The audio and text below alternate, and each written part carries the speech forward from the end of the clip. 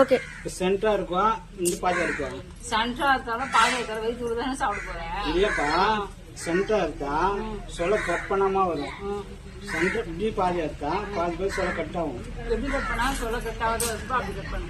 அப்படின்னா பே வச்சா சொல்ல கட் ஆகாது. அப்ப சாமி கட்டு வச்சுனா சாமி மூட்டு பார்ப்போம். இவ்வளோ தூரம் சாப்பிடுவீங்களா, கிலோ தூக்கி போடுவீங்களா? என்ன பண்ண கீழே போட்டு வந்துடலாமா? போடுங்க. அவ்வளோ தூரம் சாப்பிட போறீங்க? தள்ளுவா.